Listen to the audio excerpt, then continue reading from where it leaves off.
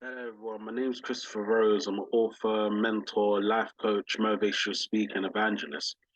In this video, I'm going to be talking about why I am a evangelist and entered into ministry because I think this video will be very important if people want to listen to my story and listen to where I've been in my life, what I've gone through, the challenges I faced, and this will show a lot of serious life experiences about what I've been through and the challenges I face, and also will show people that if you are spiritual and if you have a faith, you can become an evangelist and you could do the work of God in Jesus Christ.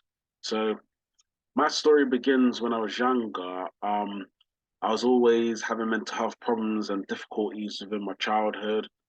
I experienced lots of abuse. I experienced lots of difficult life experiences when I was younger.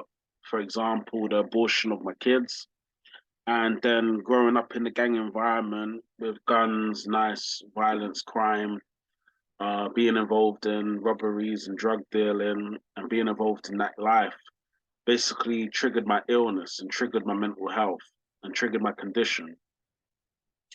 And then for when I was younger, I was always going through mental health experiences, feeling psychotic, feeling unwell, going through mental breakdowns, never being able to look after myself, take care of myself.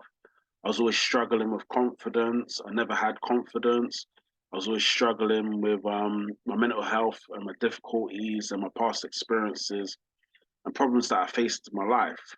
And then for many years, from basically from the age of 4 up until maybe 19, 20, I just experienced so much mental health. And my mental health condition nearly destroyed my life in some part of my life because I was always unwell and not being able to look after myself.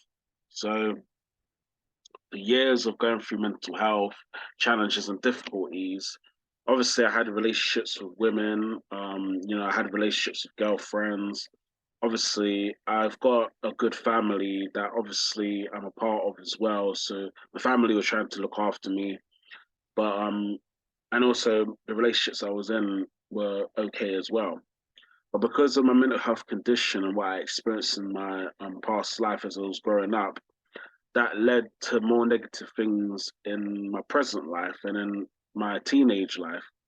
So I tried to do jobs, to earn money, to just look after myself. I tried to look after myself more, started to smoke, started to drink, and things seemed to be getting better. Like it seemed to be getting better because obviously I had a stable job.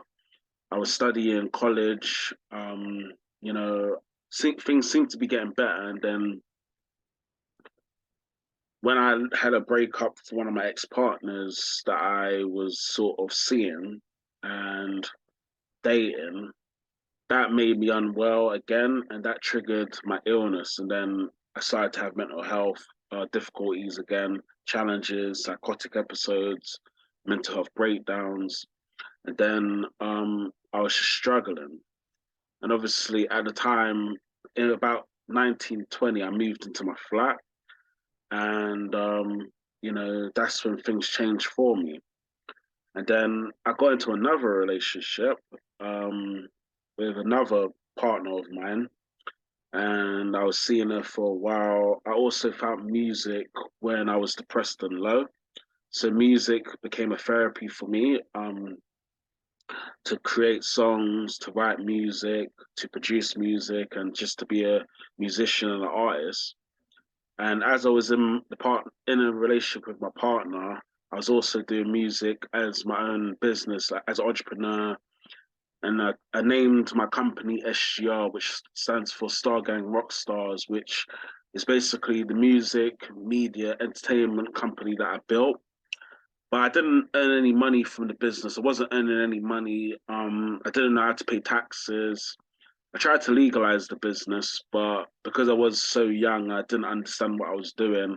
I made a lot of mistakes, and obviously the business wasn't successful, even though I tried my best to pursue it. I tried my best to be a musician. And then the relationship with my partner that I had, obviously after the other partner that I had, she broke up with me as well. And then I started to realize a pattern within my life. It's like every time something negative happens, or every time I experience a loss, it triggers my mental health and it triggers my illness. And then I was going through a lot more challenges within my family. My mum was ill with breast cancer at some point in her life, but she's recovered now. And my granddad lost his life because obviously he was ill. He was going through a lot of problems. He had cancer also, and he was just going through a lot of health problems. And obviously he passed away. And with all these different experiences that I was going through, as a young guy, you know, I was about 22, 23 when all this was happening. And then it started to trigger me mentally. And even though I was going through a lot in the past with the gangs, the violence, the abuse, the the abortion and that sort of thing, all this just triggered lots of things in me. So I stayed being mentally unwell for a while. And then I don't know, I was just at rock bottom at that time in my life. I lost my girlfriend. I was at rock bottom. Things were not looking good for me. And then one day I was on YouTube because I've always been on YouTube. I've got like probably nearly hundreds of thousands of videos that I've made over the years on YouTube and just different YouTube channels and then the different things I've shared. And I was on YouTube and I was watching these videos from a philosopher called Christian Naughty. And Jed, I can't pronounce names properly, so um, Jedel Krishnamurti and with Dr. Allen. And this playlist that I watched was called A Whole Different Way of Living. And it's a playlist on YouTube that I've watched. And I've watched the series. I think it was about 18 to 19 videos of different ways of how to transform your life.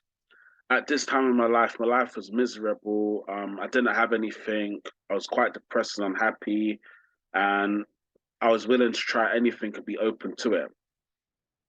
So in the playlist that I watched of the Christian Naughty and Dr. Allen videos, it said something about meditation. And at the time I was thinking, meditation, what is that? And then I realized it was a spiritual practice. So because I was at rock bottom and I was low, I started to do meditation and I started to meditate maybe every day for maybe an hour. And then I noticed spiritual things happening to me when I was younger. And I was about at this time now, 24, 25. And then because I was meditating, things like synchronicities and spiritual events were happening in my life. And I was getting a lot of signs from the universe and God that was sort of leading me to show me that something was going to happen in my future. I didn't know what it was at the time. I didn't understand all these spiritual experiences, even though I watched the playlist and I tried to listen to what they discussed. And then on the 30th of September 2014, I was in my flat. At the time, I was a musician. I wasn't in a relationship because my ex-partner broke up with me. I was just doing music and I was creating 2 music videos for my YouTube channel. And I burnt a candle. Don't know. I really don't know why I burnt these candles in my flat. It's sort of a negative thing that I did. So I burnt a candle just in the flat, and obviously it was dark as well. And then basically the candle caught on fire on my curtain, and then the curtain landed on my bed. And obviously because it's a duvet, obviously it just started a fire within my flat. And at the time, I went to go to the kitchen to get a drink of water, and I didn't know this was happening until I was in the kitchen just to get a drink of water and stopping doing the music video editing. And then as I was getting my drink of water, I just saw this darkness coming towards me. I knew something was wrong, had like a instinct that something's not right here. I don't know what this darkness is. So I jumped out my kitchen window and then I went to my neighbor. And then after I went to my neighbor, I went to my balcony and then I saw the fire within my property. And I saw basically my flat burning down basically in front of my eyes. And then obviously I was horrified. I was trying to put out the fire and I couldn't. So I was asking my neighbor and other people in the area that can you please call the police and the ambulance because there's a fire in my flat. And then basically 30th of September 2014, I lost everything. That was the day I became homeless. That was the day where all of my possessions, my home, my clothes, my possessions, my music business, because all my equipment was in the flat at the time. Everything that I worked for, everything that was important to me at that time was taken away. And then basically after that, I was just a homeless person. I slept on the streets of the West End in an area called Marble Arch with other homeless people. I then got sectioned again in hospital for the final time because I had a mental health breakdown. I had a mental health relapse. I was completely psychotic. I think the meditation basically developed my schizophrenia and developed my other mental health conditions that I had. So when I did meditation, I'm not saying meditation is a bad thing, but when you have mental health and you have mental health conditions, it can be very negative to do meditation because your mind's always negative and you've got a lot of trauma from the past. So I think that's what caused me to have negative experiences at that time. And then basically my life changed when I met two people that helped me. So as I was in Springfield Hospital, just completely lost in my life. I had no money, no home, no relationship. I had no money. I had no job. I had no possessions. I basically had to start again in my life, and it's very difficult to go through all of that and then start again.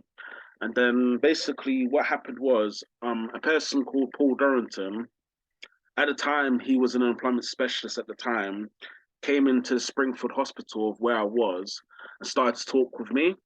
And at the time, I knew the only way to get out of that situation is to find work because I knew that if I had a job and found work, I'll be able to have a live like earn a living. I'll be able to pay back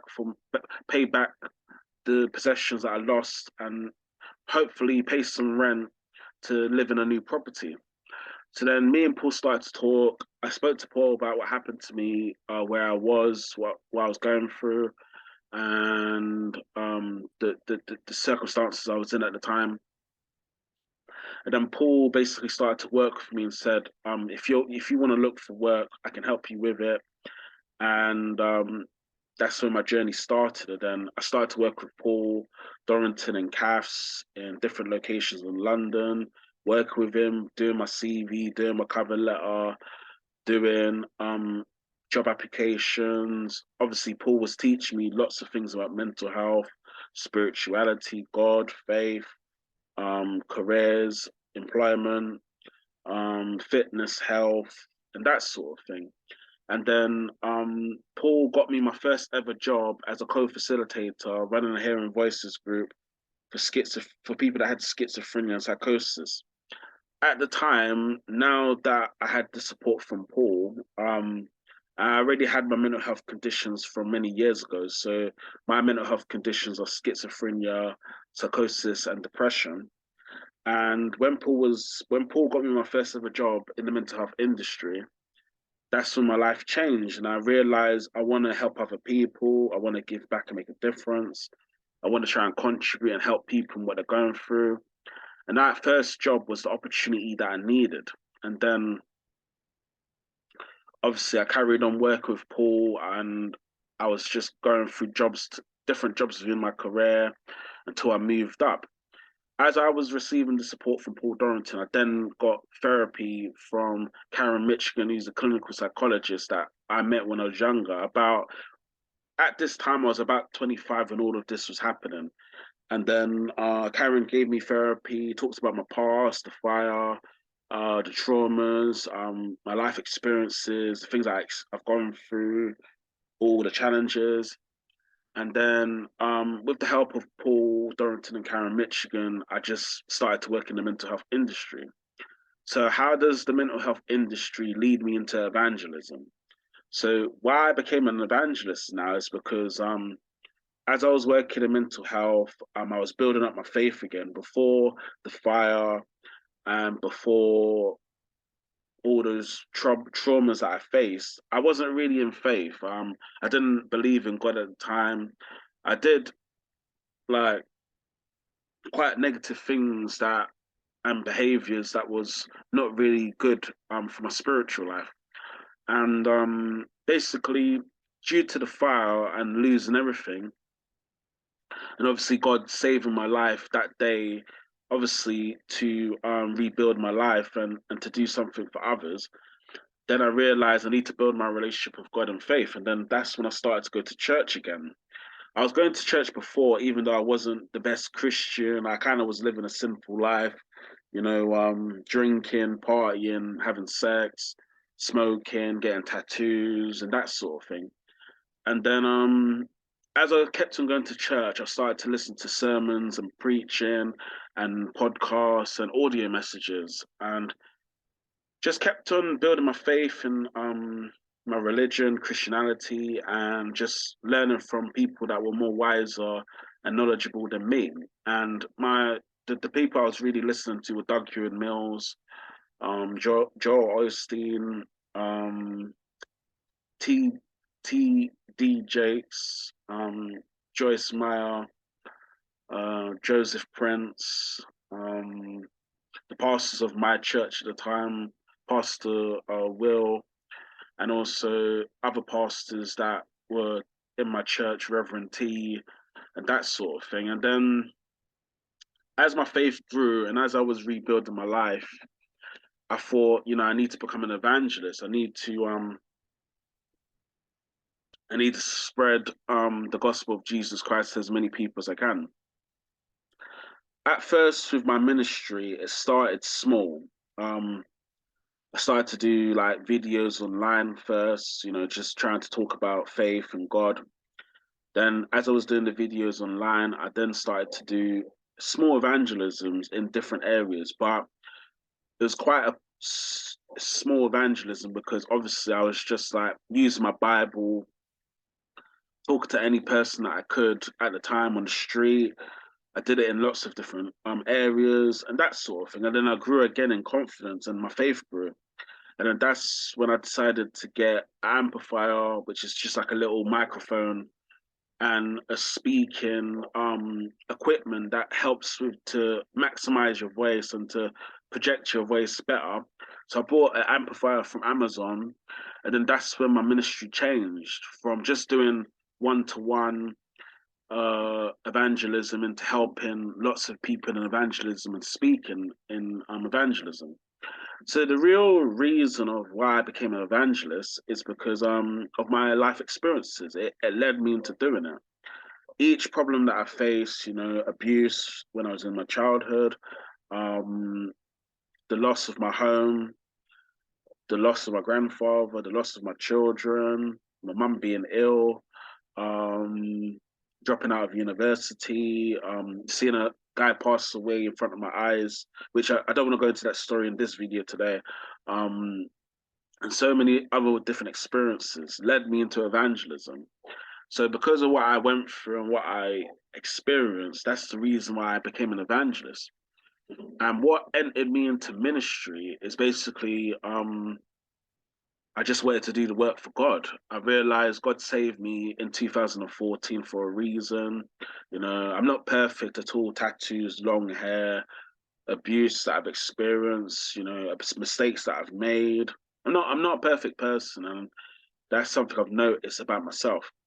But God called me to do evangelism, and my life purpose became doing the work of ministry and doing the work of God. So now in my life, because all of these experiences have happened, um, I've had about how many jobs in mental health? Probably 16 jobs altogether in mental health, 12 paid employment, and 4 volunteering roles. And I've been doing the work of God for probably a number of years now in just videos online, evangelism, messages, audios, sermons that I've shared over the years. So that's my story, basically. That's what happened. And obviously, I went through more life experiences after the fire, after losing my home, my possessions, and that sort of thing. Like losing my motorbike, like developing diabetes, and other experiences like that I went through after the fires. So my journey has been a journey of struggle, but it's okay to struggle because when you struggle a lot, like I have, and you've gone through countless of problems, it develops your personality and it develops your mentality and behavior and characteristics and skills and qualities. So, that's basically why I'm an evangelist, to do the work of God. And why I entered into ministry is to basically do the work of God. And in my life now, I'm not really focused on money, houses, and cars because I've lost everything in my life and I know how painful it is. So what I'm focused on is just helping other people. That's my life purpose. That's what I want to do, and that's what I try to do every single day because of what I've experienced. So I know this is a long video, and I hope my story would help the people that are watching it. Obviously, thank you for watching, and I hope this story has inspired you in some way that you can go through the most horrible things, but God can help you to change your life and make you into a better person and become who you want to be. So thank you for listening. Thank you for watching this content and my video. And thank you for watching. And if you like this video, please watch my other YouTube videos. And as always, thank you for watching. Take care now and goodbye.